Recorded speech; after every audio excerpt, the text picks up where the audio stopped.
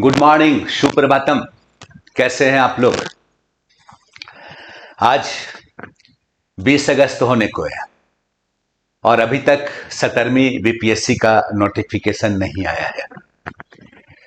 जो technical problem है आप लोगों को पता ही है, इसलिए अब तो आप लोगों को भी अंदाजा हो गया होगा कि सितंबर में एग्जामिनेशन नहीं होगा। सितंबर में एग्जामिनेशन के बजाय नोटिफिकेशन ही आएगा। तब ये बिल्कुल क्लियर हो जाता है कि प्रीलिम्स एग्जामिनेशन नवंबर या दिसंबर से पहले नहीं होगा। तो वैसी स्थिति में आप लोगों के पास मिनिमम 75 डेज है। मैं मिनिमम की बात कर रहा हूं, हो सकता है कुछ ज्यादा भी हो, लेकिन इतना तो टाइम है, बिल्कुल क्लियर है। और आप लोगों ने कहा भी था कि भाई क्या स्ट्रैटेजी होना चाहिए अब अगर टाइम मिल रहा है तो। और मैंने भी बताया था कि स्टूडेंट का 2 कैटेगरी होगा। आप लोगों में से कुछ ऐसे स्टूडेंट होंगे जिनकी प्रीलिम के स्तर पे तैयारी बहुत अच्छी होगी, और कुछ ऐसे भी छात्र होंगे अब जिनको समय मिल गया है, वो अपने आप को बेहतर कर सकते हैं। जिनकी तैयारी आधी अधूरी थी वो बेहतर कर सकते हैं। तो ऐसी स्थिति में दोनों की स्ट्रैटेजी क्या होगी?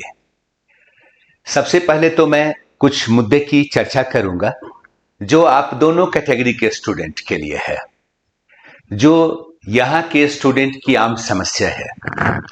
जनरली क्या है कि आप सभी छात्र जिनकी तैयारी बेहतर है, जिनकी तैयारी कमतर है, तजुर्बा गेन करने की कोशिश खूब करते हैं। यानी जो भी मिला सीनियर सफल अभ्यर्थी, एक ही क्वेश्चन होता है, तैयारी कैसे करें और क्या पढ़ें कि जल्दी सफलता मिल जाए। उद्देश्य सफलता की रणनीति को जानना नहीं होता है, मुख्य रूप से यह जानना होता है कि कम मेहनत करके तैयारी अच्छी कैसे होगी और कम मेहनत करके सफलता कैसे हासिल करें। आपके दिमाग में यही चलता होता है। तो ऐसा सोचना बेकार है। नहीं तो यहां एक से एक यूट्यूबर है, बना डालेंगे वीडियो, बगैर पढ़े आईएएस कैसे करें, बगैर पढ़े पीसीएस कैसे करें। इसलिए यह धारणा दिमाग से निकाल दीजिए। तजुर्बा से कुछ भी होने वाला नहीं। नॉलेज चाहिए और नॉलेज से ही सफलता मिलेगी, बिल्कुल क्लियर है। क्योंकि एक बात तो आप जानते हैं ना कि जहां सीट की संख्या कम हो, वैकेंसीज कम हो और एप्लीकेंट बहुत ज्यादा हो, एग्जामिनेशन आसान नहीं रह जाता है, बहुत टफ हो जाता है। तो वैसी स्थिति में सफलता का एक ही मूल मंत्र होता है और वो होता है मेहनत, लेबर। आप कितना अच्छा मेहनत करते हो आप सफल हो सकते हो, मानते हो ना? दूसरी बात, आप दोनों कैटेगरी के स्टूडेंट के लिए जरूरी है। अगर आपको तैयारी एक फिक्स टाइम में बेहतर करना है और निकालना है तो इसके 4 आवश्यक शर्त हैं। एक आवश्यक शर्त है स्टडी, पढ़ना। यानी आपको अपनी क्षमता के अनुरूप, जरूरत के अनुरूप पढ़ना होगा। नहीं आप 6 घंटा पढ़ो, 8 घंटा पढ़ो, 10 घंटा पढ़ो, मैन टू मैन वेरी करेगा, है ना? तो आपके लिए पहला आवश्यक शर्त है पढ़ने की आदत डालना कि हमें इतने घंटे पढ़ना है ना? दूसरा आवश्यक शर्त है फोकस। यानी अगर हम किसी चैप्टर को पढ़ रहे हैं तो हमारे पास सिलेबस भी होना चाहिए सामने, क्वेश्चन बैंक भी सामने होना चाहिए, जिससे यह पता चले कि उस चैप्टर में हमें किस टॉपिक पर फोकस करना है, कहां से क्वेश्चन आता है, यह जानकारी भी क्या है, जरूरी है। तीसरा आवश्यक शर्त है रिवीजन। किसी भी टॉपिक को अगर आप पढ़ते हो तो ऐसा नहीं है कि आज आप पढ़े अगले 6 महीने तक याद रहेगा। नहीं, ढेर सारे सब्जेक्ट्स पढ़ने हैं जीएस में, है ना? आप पे एग्जामिनेशन का प्रेशर भी होता है। तो वैसी स्थिति में चीजें एक बार पढ़े और याद रह जाए जरूरी नहीं है। तब इसके लिए आपको क्या करना होता है, रिवीजन करना होता है। क्योंकि वही रिवीजन है जो आपको क्या करता है, उस टॉपिक पे परफेक्शन देता है। यादाश्त आपकी रहती है सही उस टॉपिक के संदर्भ में। इसलिए रिवीजन क्या है, तीसरा आवश्यक शर्त है। और चौथा आवश्यक शर्त क्या है? चौथा आवश्यक शर्त है प्रैक्टिस। यानी अगर आपका उस टॉपिक पे तैयारी है, रिवीजन है, कैसे जानेंगे कि हमारी तैयारी कैसी है? तब क्या करेंगे? टेस्ट सीरीज लेंगे, नहीं टेस्ट देंगे, क्वेश्चन बनाएंगे, बन रहा है मतलब सही है।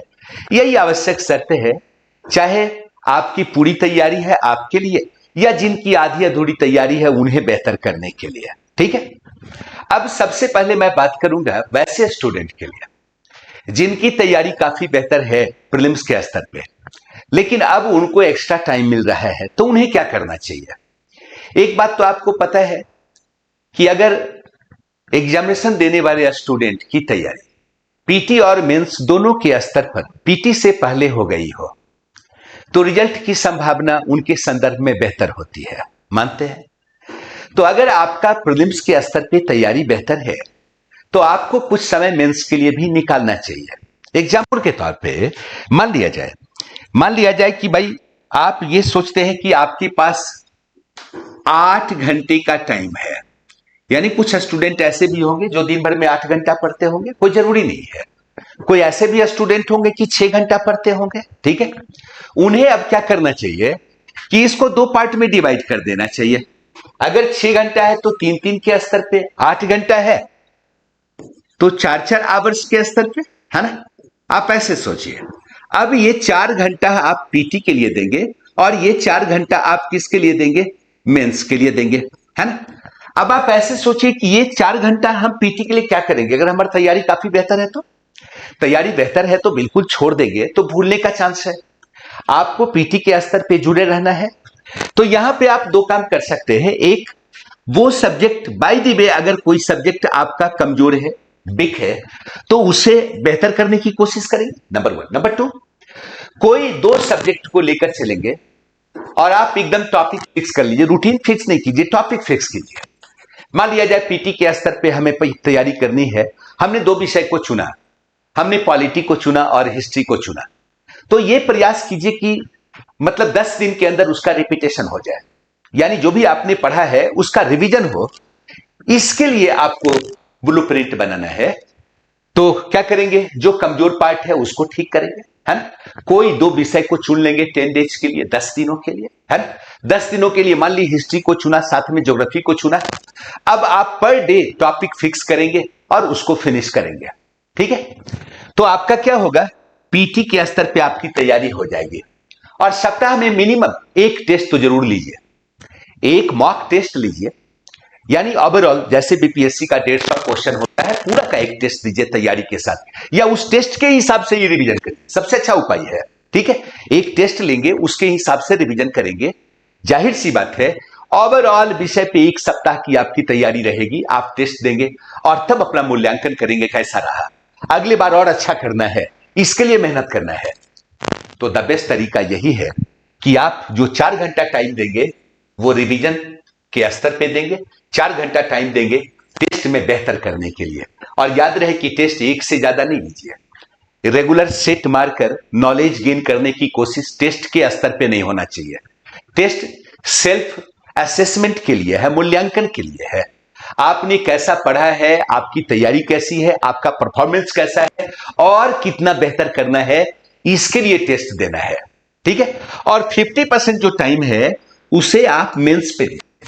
मेंस में भी कुछ ऐसे विषय है जिसको आप पढ़ेंगे तो आपके लिए मेंस भी बेहतर होगा, साथ ही साथ पीटी भी बेहतर होगा, है ना? तो इस दौरान कोशिश कीजिए करेंट को बेहतर करें, है ना? यानी आप यहां पे क्या पढ़ सकते हैं? करेंट को बेहतर कर सकते हैं। और यहां पे आप मतलब कि ये जो करेंट इकोनॉमी है, इकोनॉमिक इशू है ना?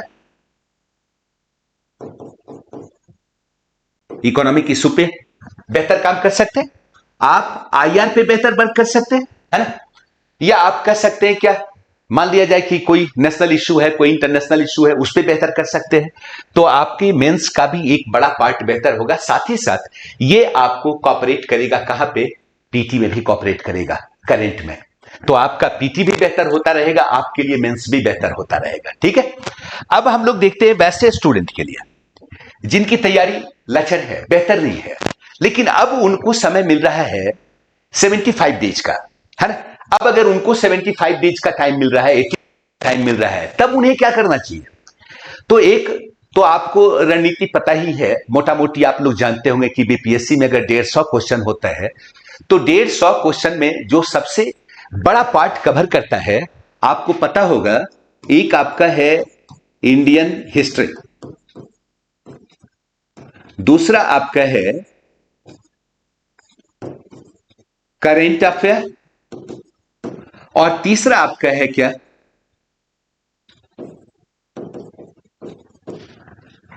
मोटा मोटी आप देखेंगे कि यहां से अबाउट 100 क्वेश्चन होता है। इसलिए आप सबसे ज्यादा टाइम जो देंगे, कोशिश कीजिएगा कि इस 3 पार्ट पे बेहतर टाइम दें। इस 3 पार्ट पे बेहतर टाइम दें। मान लिया जाए कि अगर आप तैयारी कर रहे हैं तो आप कोशिश कीजिए कि एक सप्ताह का अबाउट 5 डेज, 4 दिन आप इस तीनों चीजों पर, मतलब सब्जेक्ट पे आप फोकस कीजिए। चाहे आप 6 घंटा करते हैं या आप कितना 8 घंटा करते हैं, जो भी आप करते हैं, लेकिन अगर स्थिति कमजोर है तो कोशिश कीजिए कि 8 घंटा टाइम दिया जाए, है ना। तो 8 घंटा में ये बिल्कुल रूटीन बना के कभी वर्क नहीं कीजिएगा कि भाई हमें 4 घंटा ये पढ़ना है, 3 घंटा ये पढ़ना है, नहीं। आप जान रहे हैं कि आपको 3 विषय पढ़ना है, 5 दिन पढ़ना है, आपको 8 घंटा पढ़ना है, तो आप हर एक सब्जेक्ट का ब्लूप्रिंट तैयार कीजिए आज रात में ही, कि कल हमें हिस्ट्री में क्या पढ़ना है, कल हमें करंट अफेयर में कौन सा टॉपिक पढ़ना है, और कल हमें जनरल साइंस में कौन सा टॉपिक पढ़ना है, और उसे 4-5 शिफ्ट में पूरा कीजिए। एक बार 4 घंटे का शिफ्ट नहीं बनाइएगा। जब मूड करे तब 1.5 घंटा पढ़ लिए, 1 घंटा पढ़ लिए, 45 मिनट पढ़ लिए, ऐसे करके पूरा ब्लूप्रिंट का जो आपका टॉपिक है उसको फुलफिल कीजिए। समय कोई मायने नहीं रखता है, सवेरे करेंगे, दोपहर करेंगे या शाम करेंगे, जब आपको पढ़ने का मूड करे 1 घंटे 1.5 घंटे का शिफ्ट बनाइए और पढ़िए। कहने का मतलब है कि पढ़ने के बीच में भी थोड़ा अंतराल होना चाहिए, जहां पे आप चाय कॉफी पी सकते हैं, दोस्तों से बात कर सकते हैं, मूड फ्रेश हुआ, फिर तैयारी किया, ठीक है। लेकिन ब्लूप्रिंट जो बना हुआ है उसको हर हाल में हम पूरा करेंगे, चाहे जैसे भी हो, वो परसों पे टलना नहीं चाहिए, ये ध्यान रहे। तो एक तो हुआ क्या कि आपका ये 3 विषय 5 दिन, बाकी जो बचा 2 दिन, तो 2 दिन में कोशिश कीजिएगा क्या, कोई भी 2 विषय को और चुन लीजिए, कोई भी 2 सब्जेक्ट। मान लिया जाए कि आपने चुन लिया क्या, इंडियन पॉलिटी, और आपने चुन लिया इंडियन इकोनॉमी, ऐसे करके पूरा कर लीजिए, ठीक है। और जब इसमें से कोई एक सब्जेक्ट पूरा होता है तो वहां पे नए सब्जेक्ट को हम ऐड कर देंगे। आप ऐसे करके अभी से मेहनत कर सकते हैं। तब क्या है, हर एक सब्जेक्ट में हम कहां फोकस करें, ये जानने की आपको जरूरत है, कि आप इसे बेहतर तरीके से जानें कि किस सब्जेक्ट में किस पार्ट से क्वेश्चन कैसा आता है और हमें क्या पढ़ना चाहिए। आप ऐसे सोचिए, सबसे मेजर पार्ट आपका क्या है, आपका इंडियन हिस्ट्री है। इंडियन हिस्ट्री ये सबसे मेजर पार्ट है, जहां से आपका क्वेश्चन जो होता है 37 से लेकर 40 क्वेश्चन तक होता है। बहुत बड़ा एरिया है, ठीक है। आप देखेंगे प्रीवियस ईयर में कभी कभी रिपीटेड क्वेश्चन भी रहा है, कभी कभी सिविल सर्विसेज के पूछे हुए क्वेश्चन को भी डाल दिया गया। इसलिए प्रीवियस ईयर के आईएएस का पूछा हुआ क्वेश्चन, बीपीएससी का पूछा हुआ क्वेश्चन 3-4 साल का टाइम मिले निकाल के उसको देख लेना है। साथ ही साथ फोकस करना है किस चीज पर। अब मान लिया जाए कि इंडियन हिस्ट्री का एक पार्ट जो आपका है वो एंशिएंट हिस्ट्री है, ठीक है। अगर एंशिएंट हिस्ट्री है तो ये ध्यान रखिएगा कि एंशिएंट हिस्ट्री का जो शुरुआती टॉपिक है, स्टोन एज से लेकर इंडस वैली सिविलाइजेशन तक, यहां से क्वेश्चन अगर पूछता है तो किसी साइट विशेष से क्वेश्चन पूछता है। यानी हर एक काल का महत्वपूर्ण साइट, महत्वपूर्ण फीचर्स से रिलेटेड साइट से क्वेश्चन होता है, इसलिए वहां पे थोड़ा सा ध्यान देंगे। मान लिया नियोलिथिक एज है, तो नियोलिथिक एज है तो भारतीय उपमहाद्वीप का फर्स्ट कृषि बस्ती कौन सा है, क्वेश्चन पूछता है। अगर मेजोलिथिक एज है तो फर्स्ट पशुपालक बस्ती कौन है, क्वेश्चन पूछता है। अगर चैलिकोलिथिक एज है तो क्वेश्चन वहां से भी इसी टाइप से बन सकता है, साइट बेस्ड बन सकता है, कहां से जुते हुए खेत का साक्ष्य मिला, ऐसे क्वेश्चन पूछता है। हड़प्पा सिविलाइजेशन है तो हड़प्पा सिविलाइजेशन के महत्वपूर्ण फीचर से रिलेटेड साइट से क्वेश्चन पूछता है। नहीं, जैसे हल की आकृति का प्रमाण कहां मिला, विशाल गोदीबारे का प्रमाण कहां से मिला, कौन सा ऐसा नगर है जो 3 पार्ट में बटा हुआ है, भारत स्थित हड़प्पा सभ्यता का सबसे बड़ा साइट कौन है। तो ध्यान रखिएगा कि यहां तक जो भी टॉपिक अब बनता है, क्वेश्चन बनता है, वो साइट बेस्ड बनता है। ठीक है। अब अगर वैदिक कल्चर को हम पढ़ते हैं तो वैदिक कल्चर पे ध्यान रखिएगा। वैदिक काल में आप पढ़ते हैं ऋग्वैदिक पीरियड एंड लेटर वैदिक पीरियड, तो वहां पे एक चीज ध्यान दीजिएगा कि जब भी क्वेश्चन बनता है सोर्सेज बेस्ड क्वेश्चन बनता है, इसलिए वहां पे महत्वपूर्ण सोर्सेज को ध्यान में रखने की जरूरत है ना। अब आगे आइए 6th सेंचुरी बीसी एंशिएंट में जो पढ़ते हैं महात्मा बुद्ध का काल, यही सेकेंड अर्बनाइजेशन का काल है और यही वह काल है जब धार्मिक आंदोलन होता है। तो अभी तक जो सर्वाधिक क्वेश्चन पूछा गया, तो कभी कभी बीपीएससी में मगध इंपीरियलिज्म के डेवलपमेंट से क्वेश्चन पूछा, नहीं 16 महाजनपद हुआ करते थे, उसमें से 4 महाजनपद बचे जो आपस में संघर्ष कर रहे हैं साम्राज्य विस्तार के लिए, और उसमें सफलता किसको मिली, मगध को मिली। मगध इंपीरियलिज्म का डेवलपमेंट हुआ, उस दौरान हम लोग 3 राजवंश को पढ़ते हैं, हर्यक वंश को पढ़ते हैं, शिशुनाग वंश को पढ़ते हैं और नंद वंश को पढ़ते हैं। इसको बिल्कुल कीजिएगा क्योंकि ये बिल्कुल मगध से रिलेटेड है, जहां से बीपीएससी खूब क्वेश्चन पूछता है। ठीक है। दूसरा, सामाजिक धार्मिक आंदोलन, विशेष रूप से बौद्ध धर्म और जैन धर्म काफी पॉपुलर हुआ और अक्सर यहां से क्वेश्चन पूछा है बौद्ध धर्म से और जैन धर्म से। और जब भी प्रश्न पूछा है बौद्ध और जैन धर्म से, तो देखिएगा कि उनके विचार से क्वेश्चन पूछता है, उनकी फिलॉसफी से क्वेश्चन पूछता है या रिलेटेड लिटरेचर से क्वेश्चन पूछता है। इसको थोड़ा ध्यान रखेंगे। जस्ट आगे आप एंशिएंट हिस्ट्री में पढ़ते हैं, है ना। आपको पता होगा कि पहली बार अखिल भारतीय साम्राज्य बना, पहली बार एक बेहतर प्रशासनिक सिस्टम स्थापित हुआ जो आने वाले भारत के लिए क्या हुआ, मॉडल साबित हुआ। इसीलिए जब भी मौर्य से पूछता है तो मौर्य एडमिनिस्ट्रेशन से क्वेश्चन पूछता है। अभी तक ज्यादा क्वेश्चन जो बना है मौर्य एडमिनिस्ट्रेशन से, और चूंकि उस काल में आर्ट का बेहतर डेवलपमेंट हुआ तो कभी कभी आर्ट से क्वेश्चन पूछता है। पहली बार मौर्य इतिहास लेखन से संबंधित पर्याप्त सोर्सेज अवेलेबल थे अशोक के अभिलेख के रूप में, कौटिल्य के अर्थशास्त्र में, मेगास्थनीज के इंडिका के रूप में। तो आप देखेंगे कि मौर्य पीरियड से जब भी क्वेश्चन बना है तो सोर्सेज से बना है, या तो अभिलेख से पूछे, कौटिल्य से पूछे, मेगास्थनीज के इंडिका से पूछे, या मैं बताया कि एक बेहतर एडमिनिस्ट्रेटिव सिस्टम तैयार हुआ तो कभी कभी एडमिनिस्ट्रेशन से क्वेश्चन पूछता है। भाई समाहर्ता क्या था, सन्निधाता क्या था, इस रूप में क्वेश्चन पूछा गया। ठीक है। जस्ट मौर्य पीरियड के बाद पोस्ट मौर्य में आप आते हैं ना, तो वहां पे ध्यान दीजिएगा कि पोस्ट मौर्य पीरियड का जो व्यापक चेंज है वो चेंज किस क्षेत्र में है, ट्रेड एंड कॉमर्स के क्षेत्र में है। पहली बार भारत का अंतरराष्ट्रीय व्यापारिक संपर्क बेहतर रूप में देखने को मिलता है और यह व्यापार भारत के पक्ष में था, इसलिए ट्रेड एंड कॉमर्स से क्वेश्चन होता है। नहीं, बंदरगाह नगर से क्वेश्चन पूछ देता है, क्वाइनेज सिस्टम से क्वेश्चन पूछ देता है। ठीक है। कुछ विदेशी शासक थे, उन शासकों के संदर्भ में कभी कभी क्वेश्चन पूछ देता है, उनके क्षेत्र से, कैपिटल से, नहीं फाउंडर से क्वेश्चन बन जाता है। यही वह काल है जब महायान का डेवलपमेंट होता है, फोर्थ बौद्ध संगति का आयोजन होता है। तो हम देखते क्या है, महायान से रिलेटेड विद्वान से क्वेश्चन कभी कभी पूछा गया, नहीं नागार्जुन से क्वेश्चन पूछा गया, अश्वघोष से क्वेश्चन पूछा गया। तो इसको भी थोड़ा ध्यान में रखिएगा। यही वह दौर है जब कला के क्षेत्र में मूर्ति कला का व्यापक डेवलपमेंट होता है, गांधार आर्ट का डेवलपमेंट होता है, अमरावती शैली का डेवलपमेंट होता है, मथुरा आर्ट का डेवलपमेंट होता है। तो यहां पे फोकस करेंगे थोड़ा सा। आगे जब आप आते हैं गुप्ता पीरियड में, तो गुप्ता पीरियड का जो मेजर चेंज है वो क्या है, ब्राह्मण धर्म का डेवलपमेंट। ब्राह्मण धर्म का डेवलपमेंट हुआ तो ब्राह्मण लिटरेचर का विकास हुआ, है ना। महाकाव्य की रचना हुई, पुराण की रचना हुई। वही वह काल है, यानी मौर्य पीरियड, जिस वक्त आप देखते कि मंदिर वास्तु का विकास होता है और मंदिरों के निर्माण होने लगे, देवी देवताओं की मूर्तियां स्थापित होने लगी।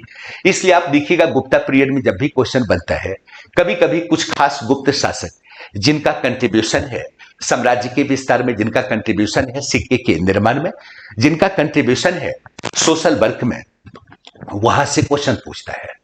क्वाइनेज सिस्टम से कभी कभी क्वेश्चन पूछता है और ब्राह्मण धर्म से वहां से क्वेश्चन आपका बन जाता है। ठीक है।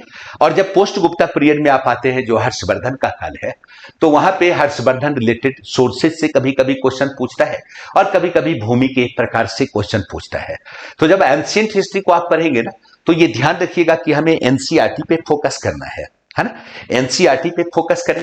साथ ही साथ अगर लगता है कि नहीं कोई गाइड टाइप बुक हो, तो एक इलाहाबाद से पब्लिश होती है किरण पब्लिकेशन का भारतीय इतिहास, बहुत पतली सी है और एनसीईआरटी बेस्ड है, उसमें अशुद्धि कम है, तो एनसीईआरटी के साथ अगर आप उसका भी इस्तेमाल करेंगे तो पर्याप्त है, काफी है। मेडिएवल हिस्ट्री में ध्यान दीजिएगा, जब भी क्वेश्चन बना है फेमस पर्सनालिटी से क्वेश्चन बना है, उनके काल के बुक से क्वेश्चन बना है, लिटरेचर से, सोर्सेज से क्वेश्चन बना है, या उनके काल के अगर चित्रकला का विकास हुआ तो चित्रकार से क्वेश्चन पूछा गया, वास्तुकला का डेवलपमेंट हुआ, वास्तुकार, वास्तुकला, वास्तुकृति के संदर्भ में क्वेश्चन पूछा है। तो याद रखिएगा कि सल्तनत काल में चूंकि सल्तनत का फाउंडर माना गया है इल्तुतमिश को, तो क्वेश्चन इल्तुतमिश से पूछता है। बलबन से क्वेश्चन पूछता है उसके राजत्व सिद्धांत के मुद्दे पे कभी कभी, लेकिन मुख्य रूप से आप देखिएगा दिल्ली सल्तनत चरमोत्कर्ष पे आया खलजी के काल में और डिक्लाइन शुरू हुआ तुगलक के काल में। इसलिए देखिएगा अधिकांश क्वेश्चन जो आज तक बनता रहा है अलाउद्दीन खिलजी से बनता रहा है या मोहम्मद बिन तुगलक से बनता रहा है, उनकी पॉलिसी के संदर्भ में, उनके समय के मुख्य अधिकारी के संदर्भ में, उनके द्वारा किए गए सुधार के संदर्भ में, उनके रेवेन्यू एडमिनिस्ट्रेशन के संदर्भ में, उनके काल में कोई आर्ट एंड क्राफ्ट का डेवलपमेंट हुआ, कोई वास्तु शिल्प की रचना हुई, तो क्वेश्चन वहां से बनता है। ठीक उसी प्रकार जब आप आते हैं कहां, मुगल पीरियड में आते हैं, तो मुगल पीरियड में जो महत्वपूर्ण शासक हो जाता है, एक तो बिहार से रिलेटेड है अफगान शक्ति शेरशाह, क्वेश्चन पूछता है, उनकी कलाकृति से क्वेश्चन पूछता है या रेवेन्यू एडमिनिस्ट्रेशन से क्वेश्चन पूछता है। नहीं तो मुगल पीरियड के शासकों में देखें तो एक अकबर और दूसरा औरंगजेब, जहां से क्वेश्चन ज्यादा रहा है। मान लीजिएगा ओवरऑल औरंगजेब के काल में चूंकि डिक्लाइन होता है उनकी कुछ पॉलिसी के कारण, तो उस पॉलिसी से क्वेश्चन पूछ देता है ना, जजिया प्रथा को उसने कब लागू किया, क्वेश्चन बन सकता है, ठीक है। या अकबर के काल को अगर पढ़ते हैं तो अकबर के काल में चूंकि उसके साम्राज्य का व्यापक डेवलपमेंट होता है, कई प्रकार की पॉलिसी उसने अपनाई, नई इबादत खाने की स्थापना किया, मजहरनामा की उसने घोषणा कर दी, या साथ ही साथ हम पढ़ते क्या है, राजपूत नीति का प्रतिपादन किया, सुलह कुल की नीति का प्रतिपादन किया, उद्देश्य पॉलिटिकल ही था, इसलिए क्वेश्चन बनता है। मनसबदारी सिस्टम को लागू किया, मनसबदारी व्यवस्था से क्वेश्चन बनता है। उसके काल में फतेहपुर सीकरी नगर का निर्माण हुआ, नहीं किसी खास सूफी संत से प्रभावित था, क्वेश्चन बनता है। तो यहां पे पर्सनालिटी बेस्ड आपको थोड़ा देखना पड़ेगा। सर्वाधिक बड़ा एरिया कवर करता है मॉडर्न पीरियड, तो मॉडर्न पीरियड में ध्यान दीजिएगा दो एरिया बनता है, एक स्वतंत्रता संग्राम से पहले और एक ओवरऑल स्वतंत्रता संग्राम। तो सर्वाधिक क्वेश्चन स्वतंत्रता संग्राम से होता है। स्वतंत्रता संग्राम से पहले जिस वक्त भारत में विभिन्न कंपनियों का आगमन होता है, तो बिहार में किस किस कंपनी की एक्टिविटी थी, कभी कभी वहां से क्वेश्चन बनता है। दूसरा, अब इन तमाम कंपनियों के आपसी प्रतिस्पर्धा में सफलता मिलती है ईस्ट इंडिया कंपनी की, तो ईस्ट इंडिया कंपनी एक क्षेत्रीय पावर के रूप में स्थापित होती है पलासी और बक्सर के साथ बंगाल में, और उसके बाद धीरे धीरे देखते देखते पूरे इंडिया में उनका प्रभाव स्थापित हो गया। तो देशी राज्य के विलय में अक्सर जो क्वेश्चन बनता है वो बंगाल से बनता है, मैसूर से बनता है और अवध से बनता है। इन तीनों क्षेत्र के विजय के बाद बिल्कुल स्पष्ट हो गया था कि भारत में भविष्य किसका है, तो ब्रिटिशर्स का है, किसी क्षेत्रीय पावर का भविष्य नहीं बचा। और एक बड़े क्षेत्र पे अधिकार के बाद जरूरी हो गया भारत पे शासन के लिए पॉलिसी बनाना, भारत के दोहन के लिए पॉलिसी बनाना। तो इस संदर्भ में हम ब्रिटिश ईस्ट इंडिया कंपनी के रेवेन्यू एडमिनिस्ट्रेशन को पढ़ते हैं, सिविल एडमिनिस्ट्रेशन को पढ़ते हैं, जुडिशियरी एडमिनिस्ट्रेशन को पढ़ते हैं, है ना। ये तमाम जो सिस्टम था भारत के शोषण के लिए था, यानी एक समान संपूर्ण भारत का शोषण हो, यातायात संचार का विकास हुआ, नहीं शिक्षा के क्षेत्र में डेवलपमेंट की कोशिश की गई, आधुनिक शिक्षा को स्थापित करने का प्रयास किया गया। तो थोड़ा बहुत एजुकेशन को पढ़ेंगे, ये सारी पॉलिसी को पढ़ेंगे। इसी दौरान कॉन्स्टिट्यूशनल डेवलपमेंट का भी काम शुरू हो जाता है, यानी मतलब ब्रिटिश हुकूमत ईस्ट इंडिया कंपनी पे नियंत्रण रखने के लिए जो प्रशासनिक नीतियां बनाती हैं, नहीं 1773 के रेगुलेटिंग एक्ट से लेकर 1858 का भारत शासन अधिनियम के तक आप यहां पे पढ़ते हैं, है ना। तो स्वतंत्रता संग्राम से पहले ये एरिया बड़ा मायने रखता है, नहीं बंगाल, आपका मैसूर, अवध का विलय, साथ ही साथ रेवेन्यू पॉलिसी ब्रिटिश की, जुडिशियरी पॉलिसी ब्रिटिश की, सिविल एडमिनिस्ट्रेशन की पॉलिसी ब्रिटिश की। चौथा, एजुकेशन सिस्टम ब्रिटिश काल में, इसको पूरा करना है। देन तब देखते क्या है, संवैधानिक विकास, कॉन्स्टिट्यूशनल डेवलपमेंट 1773 के एक्ट से लेकर कब तक, 1858 के एक्ट तक, ठीक है, एक पार्ट ये हो गया। और जस्ट इस दौरान हम पढ़ेंगे क्या, कुछ रिवोल्ट को पढ़ेंगे, चूंकि इनकी पॉलिसी के कारण जो प्रभावित हुए वो रिवोल्ट कर रहे थे, वो या तो किसान हो सकते हैं या क्या हो सकते हैं, ट्राइब्स हो सकते हैं। तो विभिन्न ट्राइबल मूवमेंट को पढ़ेंगे, पीजेंट मूवमेंट को पढ़ेंगे एंड देन 1857 के सिपाही विद्रोह को पढ़ेंगे। ये मॉडर्न का पहला पार्ट हो गया। सेकेंड फेज में हम क्या पढ़ेंगे? सेकेंड फेज में आप देखिएगा सर्वाधिक क्वेश्चन जो बनता है वो आपका क्वेश्चन बनता है गांधी एरा से। ठीक है, गांधी एरा कहने का मतलब हुआ क्या, गांधी की साउथ अफ्रीका यात्रा 1915 में जब गांधी वापस आते हैं तो उसके बाद आप देखते क्या है, आश्रम का निर्माण करते हैं और संपूर्ण भारत का भ्रमण करते हैं। कृषि पार्टी से उनकी कोई संबद्धता नहीं रही। और जस्ट उसके बाद आपने पढ़ा होगा कि गांधी ने क्षेत्रीय स्तर पे हो रहे आंदोलन को नेतृत्व दिया, जैसे चंपारण को दिया, खेरा को दिया, अहमदाबाद में दिया, सफलता मिली। देन महात्मा गांधी कांग्रेस की ओर से नामित किए गए, मतलब उनके नेतृत्व में एक बड़ा आंदोलन होगा, तो असहयोग आंदोलन हुआ, कालक्रम में सबनाबद्दी आंदोलन हुआ और उसके बाद क्विट इंडिया मूवमेंट हुआ। ये पूरा गांधी का जो एरा है इसको बेहतर करिएगा, क्योंकि यहां से क्वेश्चन ज्यादा आता है। ठीक है, नंबर 1। नंबर 2, इस बीच ध्यान रखिएगा कि भारत में जब जब मतलब कि ब्रिटिश के द्वारा विभाजन की कोशिश की गई, उसके अगेंस्ट आंदोलन होता है। महात्मा गांधी के आंदोलन के स्थगन के बाद प्रतिक्रिया में आंदोलन होता है। तो इस क्रम में क्या होता है, बंगाल विभाजन, देन क्रांतिकारी मूवमेंट, नहीं मतलब उसके बाद जस्ट आप देखते क्या है कि भाई आप ये बंगाल विभाजन के बाद स्वदेशी बहिष्कार आंदोलन हुआ, स्वदेशी बहिष्कार आंदोलन सफल असफल रहा, सूरत में फूट हुई। देन फिर क्रांतिकारी आतंकवादी आंदोलन का फर्स्ट फेज शुरू होता है। असहयोग आंदोलन का गांधी ने स्थगन किया तो क्रांतिकारी आतंकवादी आंदोलन का सेकेंड फेज शुरू होता है, इसको देख लेंगे। देन आप देखते क्या है, जो संवैधानिक डेवलपमेंट पढ़ते हैं उसको 3 पार्ट में पढ़ते हैं। एक आप चार्टर एक्ट के रूप में पढ़ते हैं, दूसरा रेगुलेटिंग एक्ट के रूप में पढ़ते हैं, तीसरा इंडिया काउंसिल एक्ट के रूप में पढ़ते हैं। तो इस दौरान इंडिया काउंसिल एक्ट कहने का मतलब क्या हुआ, 1861 का एक्ट, 1892 का एक्ट, देन 1909, 1919, 1935 है ना। और फिर उसके बाद आप आगे आ जाइएगा क्या, विभिन्न इवेंट के आधार पे जो योजनाएं आती है, क्रिप्स मिशन प्लान आता है, नहीं उसके बाद बैबल प्लान आता है, आपका Mountbatten sorry cabinet mission plan आता है, माउंट बेटन प्लान आता है, इसको ऐसे देख लेंगे। आपका ओवरऑल कोई क्वेश्चन मिस नहीं करेगा। और यहीं पे ध्यान दीजिएगा कि अगर बिहार से कोई क्वेश्चन है, चूंकि स्वतंत्रता संग्राम में बिहार की भूमिका, तो वहां पे हर वक्त देखिएगा बिहार की खास पर्सनालिटी जो स्वतंत्रता संग्राम में अपना योगदान दे रही है, वहां से क्वेश्चन बनता है। ठीक है, इसलिए मॉडर्न हिस्ट्री को पढ़ने में थोड़ा सा ध्यान दीजिएगा, कहां पे फोकस करना है, वहीं से आपका क्वेश्चन होगा। ठीक है, अब बचा आपका क्या, एक एरिया जहां से मतलब कि आप लोगों को टेंशन रहता है, मुख्य रूप से लोग बोलते क्या है, बिहार से बहुत क्वेश्चन होता है, लेकिन मुझे आज तक ऐसा नहीं लगा, चूंकि हम मौर्य को बिहार में नहीं रखते हैं, महात्मा बुद्ध महावीर को बिहार में नहीं रखते, मगध इंपीरियलिज्म को बिहार में नहीं रखते, ये ओवरऑल हम लोग हिस्ट्री में पढ़ते ही हैं। ठीक है, इसलिए बिहार में ध्यान दीजिएगा, एक पार्ट आपका जो हिस्ट्री का है, यहां पे कोशिश कीजिएगा स्वतंत्रता संग्राम में बिहार की भूमिका, उस दौरान बिहार की जो मुख्य पर्सनालिटी है उस पर सिर्फ वर्क कर लीजिएगा। असहयोग आंदोलन में बिहार में अगर कुछ हो रहा है तो किस नेता के नेतृत्व में हो रहा है। ठीक है, सबने अवज्ञा आंदोलन के दौरान अगर बिहार में एक्टिविटी हो रही है तो बिहार के किस नेता के नेतृत्व में हो रहा है ना। अगर यहां पे कृषि आंदोलन हो रहा है, किसानों के संदर्भ में आंदोलन हो रहा है, तो किस नेता के नेतृत्व में हो रहा है। एकदम ओवरऑल पर्सनालिटी पे अगर आपकी पकड़ होगी, आप देखेंगे कि आपका क्वेश्चन बनेगा।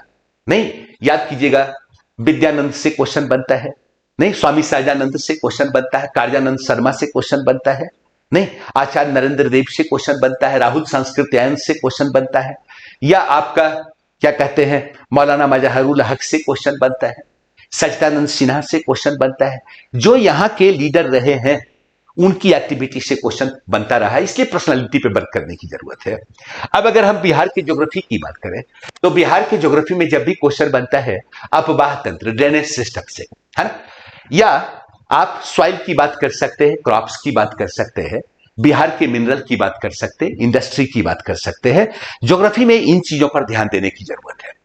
थोड़ा बहुत देख लीजिएगा इसी दौरान, यानी बिहार के संदर्भ में पॉपुलेशन देख लेंगे, नहीं उसके बाद आपका मतलब कि लिंग रेशियो को भी थोड़ा देख लीजिएगा।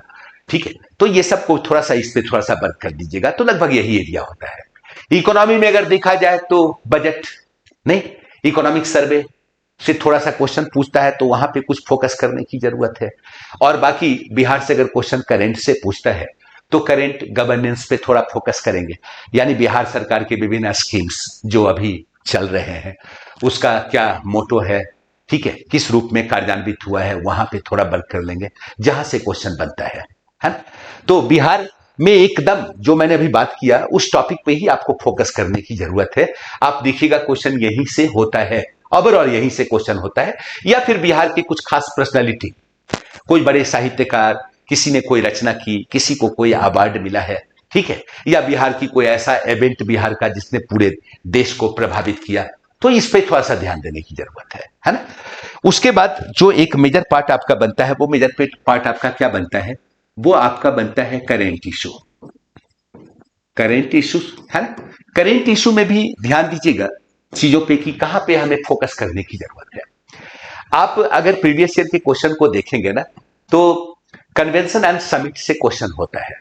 सर्वाधिक जो क्वेश्चन होता है वो आपका होता है गवर्नेंस से क्वेश्चन होता है, स्कीम्स से क्वेश्चन होता है, यानी भारत सरकार के द्वारा मतलब कि कौन कौन से स्कीम चलाए जा रहे हैं उसके संदर्भ में क्वेश्चन ज्यादा होता है, वहां पे फोकस कीजिएगा, ठीक है। कन्वेंशन एंड समिट से क्वेश्चन होता है, नहीं मतलब विभिन्न प्रकार की वार्ता, मीटिंग, बैठक, उसको भी थोड़ा देना है। मिलिट्री एक्सरसाइजेज, विभिन्न कंट्री का आप देखते क्या है मिक्स एक्सरसाइजेज चलता रहता है, वहां से आपका क्वेश्चन बनता है। डिफेंस टेक्नोलॉजी से क्वेश्चन पूछता है, या कभी कभी खास किसी पर्सनालिटी, उनके अवार्ड, उनके निधन, उनका अचीवमेंट से कभी कभी क्वेश्चन बनता है। अगर कोई खास डेट पॉपुलर है नहीं तो वहां से क्वेश्चन बनता है। थोड़ा बहुत स्पोर्ट्स से एक आध क्वेश्चन बन जाता है। तो फोकस यहीं पे करना है। और ध्यान रखिएगा कि करंट में एक साल की करंट पे फोकस करेंगे। मान लिया जाए एग्जामिनेशन नवंबर में होता है तो ध्यान रखिएगा अक्टूबर टू अक्टूबर हमें पढ़ लेना है ना। इतना पे फोकस करने की जरूरत है। ठीक इसी प्रकार पॉलिटी का क्वेश्चन ज्यादा नहीं होता है। पॉलिटी में क्वेश्चन देखिएगा 10-12 प्रश्न ही होता है, लेकिन 10-12 क्वेश्चन काफी बेहतर होता है। और आपको ये जानकारी होगी कि अगर पॉलिटी का क्वेश्चन होता है, एक तो आप देखते क्या है कॉन्स्टिट्यूशन फीचर्स को पढ़िए, कभी कभी कंसेप्चुअल क्वेश्चन वहां से पूछ देता है। और एक दूसरा चैप्टर जहां से क्वेश्चन पूछता है वो इतिहास में भी आप पढ़े हैं तो भी आपका आंसर बनेगा कॉन्स्टिट्यूशनल डेवलपमेंट, नहीं कॉन्स्टिट्यूशनल डेवलपमेंट जिसके तहत आप चार्टर एक्ट पढ़ते हैं, आप जिसके तहत रेगुलेटिंग एक्ट पढ़ते हैं या इंडिया काउंसिल एक्ट पढ़ते हैं। अगर आपने इतिहास में पढ़ा है तो पॉलिटी में पढ़ने की जरूरत नहीं है, अगर नहीं पढ़ा है तो फिर पॉलिटी में पढ़ने की जरूरत है। उसके बाद जो आपका प्रश्न होता है वो फंडामेंटल राइट्स से होता है, डीपीएसपी से होता है, यहां पे थोड़ा फोकस करने की जरूरत है ना। या जब हम पढ़ेंगे क्या कहता है एक्सिक्यूटिव, लेजिस्लेटिव और जुडिशियरी को, तो वहां पे सेंटर स्तर पे भी पढ़ेंगे, स्टेट स्तर पे भी पढ़ेंगे जहां से आपका क्वेश्चन होता है ना। या सेंटर स्टेट रिलेशन से आपका क्वेश्चन होता है, इसको भी थोड़ा देखना। इधर 2-3 वर्षों में आपने देखा होगा लोकल सेल्फ गवर्नमेंट से क्वेश्चन खूब पूछा है, नहीं नगर पालिका से क्वेश्चन या ग्राम पंचायत व्यवस्था से क्वेश्चन रहा है, इसको भी थोड़ा देखना है। और लास्ट में अमेंडमेंट, जो विभिन्न अमेंडमेंट जो बिल्कुल इधर लेटेस्ट जो अमेंडमेंट है उस पर थोड़ा सा फोकस करने की जरूरत, थोड़ा ध्यान देने की जरूरत है, ठीक है। ठीक इसी प्रकार अगर हम बात करें इकोनॉमिक की, इंडियन इकोनॉमी की बात करें तो इंडियन इकोनॉमी में एक तो आप मतलब कि सर्वे देखते हैं, नहीं आप मतलब कि सर्वे देखते हैं या फिर बजट देखते हैं जहां से क्वेश्चन होता है, नहीं आर्थिक सर्वेक्षण पे तो अब बुक आ भी गई होगी या फिर उससे रिलेटेड मैगजीन आ गई होगी, वहां से भी आप काम चला सकते हैं। या फिर कभी कभी क्वेश्चन जो होता है, चूंकि क्वेश्चन ज्यादातर इकोनॉमी का रिलेवेंट ही होता है, लेटेस्ट क्वेश्चन होता है, तो करंट का मैगजीन जो भी आप पढ़ रहे हैं जिसमें डिस्क्रिप्शन है, खाली इंफॉर्मेशन नहीं है, मान ली सिविल सर्विसेज टाइम है या फिर क्रॉनिकल है या प्रतियोगिता दर्पण है, दृष्टि है, जो आपको पसंद है जिसमें पूरा का पूरा टॉपिक के बारे में डिस्क्रिप्शन हो, वहां से पढ़िएगा तो आप हर हाल में आंसर बनाएंगे। तो करंट के मैगजीन से आपका इकोनॉमी का क्वेश्चन ज्यादातर पूछा जाता है। पिछली बार सिविल सर्विसेज के पूछे गए क्वेश्चन को एकदम हूबहू रख दिया था, तो 2-3 साल का मैं बोला ही हूं कि सिविल सर्विसेज का और बीपीएससी का करंट को छोड़कर प्रीवियस ईयर के क्वेश्चन को बना लीजिएगा। नेशनल इनकम से भी कभी कभी क्वेश्चन रहता है, और मेजर जो क्वेश्चन का पार्ट होता है बैंकिंग एंड फिनांस से होता है, पब्लिक फिनांस से होता है और प्लानिंग से होता है, ठीक है। तो इकोनॉमी में मुख्य रूप से देखेंगे क्या, नेशनल इनकम को देखेंगे, मनी बैंकिंग एंड फिनांस को देखेंगे, और क्या देखेंगे मतलब पब्लिक फिनांस एंड प्लानिंग पे देख लेंगे, ठीक है। यहां से आपका क्वेश्चन रहता ही रहता है। और रही बात ज्योग्राफी की, तो ज्योग्राफी के अगर आप क्वेश्चन को देखेंगे ना, तो इंडिया एंड वर्ल्ड के संदर्भ में, लेकिन ज्यादा क्वेश्चन आपका इंडियन ज्योग्राफी से ही होता है। तो जो मेजर पार्ट आपका होता है वो होता है जियोमार्फोलॉजी। जियोमार्फोलॉजी में आप विभिन्न प्रकार की स्थलाकृतियों को पढ़ते हैं, तो कभी कभी वहां से क्वेश्चन होते हैं। इधर देखा गया कि क्लाइमेटोलॉजी और क्या कहते हैं कि एटमोस्फेयर से भी कभी कभी क्वेश्चन पूछा है, ठीक है। लेकिन जो सर्वाधिक क्वेश्चन रहा है, वो क्वेश्चन का एरिया जो है वो आपका क्या है, सॉइल है, क्रॉप्स है, वो मिनरल है, इंडस्ट्री है, जहां पे विशेष रूप से फोकस करने की जरूरत है। और भारत के संदर्भ में, विश्व के संदर्भ में, विशेष रूप से देखा जाए तो भारत के संदर्भ में, है ना। अब ज्योग्राफी के लिए या तो एनसीईआरटी पे फोकस करेंगे, नहीं, या फिर डी खुल्लर की इंटर भूगोल आती है 2 वॉल्यूम में, उसमें से कोई आपको पसंद आ जाए आप देख सकते हैं। और मैं इंडियन इकोनॉमी में बता ही रहा था कि इंडियन इकोनॉमी में मुख्य रूप से करेंट से होता है, तो मैगजीन पे फोकस करने की जरूरत है, ठीक है। और करंट में तो करंट है ही। इंडियन पॉलिटी में अगर किसी बुक पे फोकस कीजिएगा तो आप, मुझे पता है कि आप लोग सारे लोग जो भी पढ़ रहे होंगे लक्ष्मीकांत ही रखते होंगे, तो लक्ष्मीकांत से ही फोकस कीजिए, लेकिन जिस टॉपिक पे मैंने चर्चा की उस पे, ठीक है। और हिस्ट्री में एनसीईआरटी का यूज कीजिए। एनसीईआरटी के अलावा अगर कोई गाइड टाइप चीज की जरूरत है तो इलाहाबाद किरण पब्लिकेशन, भारतीय इतिहास, बहुत मोटी नहीं है, पतली सी है, लेकिन आपके काम का हर चीज अवेलेबल हो जाएगा, है ना। मेजर जो पार्ट बनता है वो बनता क्या है, वो आपका है जनरल। जनरल साइंस में भी एक चीज ध्यान दीजिएगा कि जो सर्वाधिक क्वेश्चन होता है वो आपका क्वेश्चन बायोलॉजी से ही होता है ना। वो आपका प्रश्न ज्यादातर बायोलॉजी से होता है, और उसकी तुलना में केमिस्ट्री या फिजिक्स से क्वेश्चन काफी कम होता है। और यहाँ पे क्वेश्चन ज्यादातर रिपीटेड भी होते हैं, इसलिए यहाँ पे कुछ प्रीवियस ईयर के क्वेश्चन बिहार का 3-4 साल का बना लीजिएगा, यूपी का या 1 आध साल का सिविल सर्विसेज का, ठीक है। कभी कभी 1 आध 2 क्वेश्चन सिविल सर्विसेज से भी डाल देता है, तो ये देख लीजिएगा। दूसरा, अगर बुक देखना हो तो सबसे बेहतर एनसीईआरटी का 8-9 की जो बुक है, ठीक है, उससे भी आप देख सकते हैं। तो या आपके पास कोई और जो अच्छी बुक हो आप उसको भी कर सकते हैं। जनरली जो क्वेश्चन आपका बायोलॉजी से जो होता है, तो थोड़ा बहुत बॉटनी से भी क्वेश्चन होता है, जैसे प्लांट डाइवर्सिटी से भी क्वेश्चन पूछता है, कभी कभी किसी का बोटेनिकल नेम वगैरह पूछ देता है, ठीक है। बायोटेक्नोलॉजी से भी 1 आध क्वेश्चन होता है, प्लांट हार्मोन से क्वेश्चन होता है ना। ध्यान रखिएगा, प्लांट डाइवर्सिटी, दूसरा बायोटेक्नोलॉजी, तीसरा प्लांट हार्मोन, और प्रकाश संश्लेषण जिसको आप फोटोसिंथेसिस कहते हैं, वहां से क्वेश्चन पूछता है। लेकिन इसकी तुलना में हम देखते क्या है कि आपका ह्यूमन फिजियोलॉजी से क्वेश्चन ज्यादा होता है, नहीं। तो ह्यूमन सिस्टम को देख लेंगे। ह्यूमन सिस्टम होता है जैसे स्केलेटल सिस्टम है, ठीक है, या आपका रेस्पिरेटरी सिस्टम है, इस तरह से, मतलब कि आपने ह्यूमन सिस्टम को पढ़ा होगा। दूसरा जो पार्ट होता है जहां से क्वेश्चन ज्यादा होता है वो फूड एंड न्यूट्रिशन से होता है, ठीक है। और तीसरा जो मेजर क्वेश्चन होता है वो विभिन्न प्रकार का disease, viral disease, bacterial disease, उससे रिलेटेड वैक्सीनेशन से आपका क्वेश्चन होता है। और चौथा जो महत्वपूर्ण पार्ट है वो क्या है, स्ट्रक्चरल बायोलॉजी, जिसमें आप सेल पढ़ते हैं, टिश्यू पढ़ते हैं, जहां से क्वेश्चन आपका होता है, ठीक है। अगर आप केमिस्ट्री के क्वेश्चन को देखें, बिल्कुल अप्लाइड क्वेश्चन पूछता है, कार्बन एंड इट्स कंपाउंड से क्वेश्चन पूछ देता है। या कभी कभी देखिएगा, कभी कभी क्या अक्सर बीपीएससी में फिजिकल और केमिकल चेंजेस से क्वेश्चन पूछा है। और कुछ क्वेश्चन आप देखेंगे कि एसिड, बेस और सॉल्ट रिलेटेड क्वेश्चन होता है, तो इस एरिया पे मतलब कि थोड़ा फोकस करेंगे। और फिजिक्स का जो क्वेश्चन होता है वो आप देखिएगा कि जनरली मोशन से क्वेश्चन होता है, फोर्स से क्वेश्चन होता है, हीट से क्वेश्चन होता है ना। सरफेस टेंशन जिसको आप पृष्ठ तनाव कहते हैं, वहां से क्वेश्चन होता है। श्यानता यानी विस्कोसिटी से क्वेश्चन होता है। मैग्नेटिज्म से आपका क्वेश्चन होता है। और एक एरिया और बचता क्या है, लाइट, जहां से क्वेश्चन होता है reflection, refraction, mirror and lens, वहां से आप देखिएगा साइंस का क्वेश्चन होता है।